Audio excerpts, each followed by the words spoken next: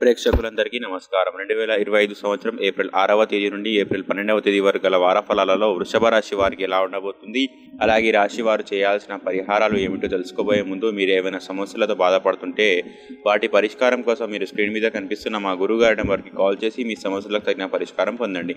ఖచ్చితంగా మీ సమస్య పరిష్కారం అవుతుంది. అలాగే మీరు మొదటిసారి మా ఛానల్ని సబ్స్క్రైబ్ చేసుకోకపోతే వెంటనే సబ్స్క్రైబ్ చేసుకోండి. ఇక పూర్తి వివరాల్లోకి వెళ్తే వృషభ రాశి వారికి ఈ వారం బృహస్పతి మొదటి ఇంట్లో ఉండడం వలన ఉద్యోగస్తులకు ఈ వారం డబ్బు అవసరం చాలా ఎక్కువగా ఉంటుంది. దీనివలన గత రోజుల్లో వారు చేసిన దుబారా ఖర్చులు తగినంతగా ఉండదు. డబ్బు ఈ వారం మీరు చాలా షాపింగ్ చేయవచ్చు. బడ్జెట్ కారణంగా ఆగిపోయిన పనులు తిరిగి ప్రారంభించవచ్చు. మీ మేధో లక్షణాలు మెరుగుపడతాయి. మీరు తాత్విక ఆలోచనల ప్రభావంలో ఉంటారు. ఇప్పటికీ అనారోగ్యంతో ఉన్న వ్యక్తుల ఆరోగ్యం మెరుగుపడుతుంది. ఉన్నత విద్యలో మీరు అద్భుతమైన ఫలితాలను పొందుతారు. వివాహిత బాలికల వివాహం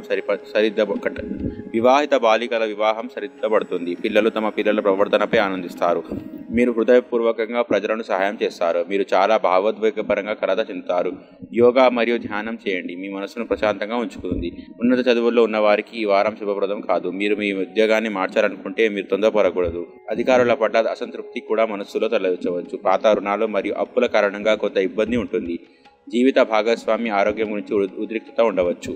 ఈ వారం మీరు గొప్పలు చెప్పుకుపోయి నష్టాన్ని చవిచూస్తారు. కావున జాగ్రత్త. ఇక వృషభ రాశి వారు ఈ వారం చేయాల్సిన పరిహారం కనుక చూసినట్లయితే గురువారం పేద బ్రాహ్మణులకు ఆహారం దానం చేయండి. మంచి శుభ ఫలితాలను పొందుతారు. అలాగే ఈ వారం వృషభ రాశి వారికి అనుకూల తేదీలు కనుక చూసినట్లయితే వీరికి 7వ తేదీ చాలా మంచి రోజు. ఈ తేదీలో ఏ పని ప్రారంభించినా సరే మంచిది.